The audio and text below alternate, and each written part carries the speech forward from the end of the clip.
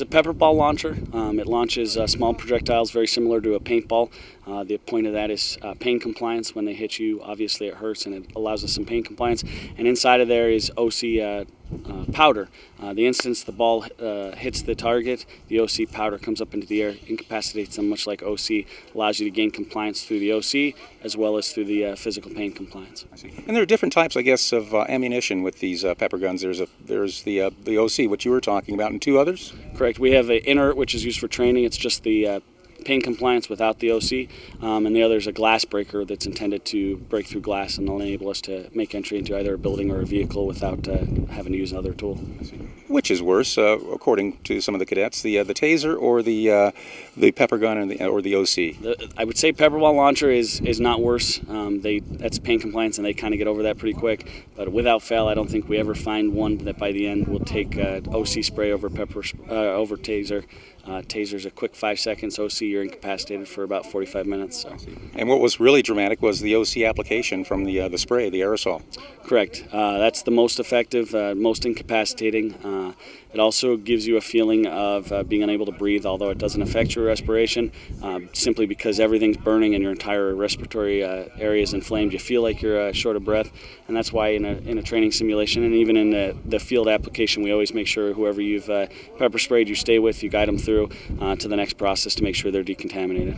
And they had to do a series of, I guess, exercises. Correct. We have them do jumping jacks while giving us the phonetic alphabet and then a verbatim that they've memorized. The purpose behind that is to show them that you have the ability to survive even though you feel like you're dying. You have the ability to survive and still use your brain even though you're in a lot of pain. And I overheard someone say this doesn't last for hours, it could last for a couple of days. Yeah, the exposure itself is usually stopped within 45 minutes. Your skin will actually continue to burn for several hours after that.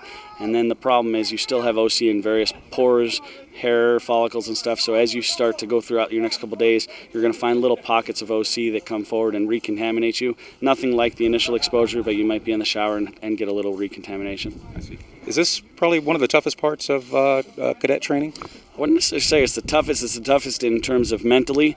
I would say obviously the classwork and learning everything is probably the hardest for our cadets.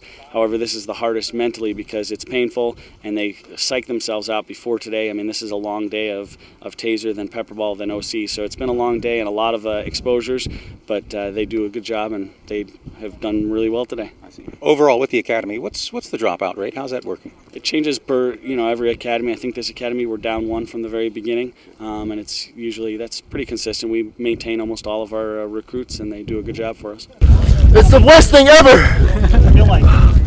It's burning. It's burning your inside of your eyeballs. Oh, dude, this is way worse than taser. I take taser over this any day. Your face is on fire, and your eyes, no matter what happens, they just keep burning. Still burning a lot. Can't really keep my eyes open for more than 5 seconds. So, as they were saying, taser or pepper spray, what would you rather have? Taser. Fuck 50 times over this. So again, that was part of our conversation with Nye County Sheriff's Detective David Berukowitz. I'd like to thank my colleague, Mr. Reed Sandusky, behind the camera. He took one for the team, as you saw during this last piece. He was actually tased, and he's still trying to get over it. Of course, graduation day comes in February, and we will be covering that as well. And I want to thank members of the Nye County Sheriff's Department, as well as the cadets, for speaking with us. Good job, guys, and class. Right, you guys. Woo! Selwyn Harris, News 46.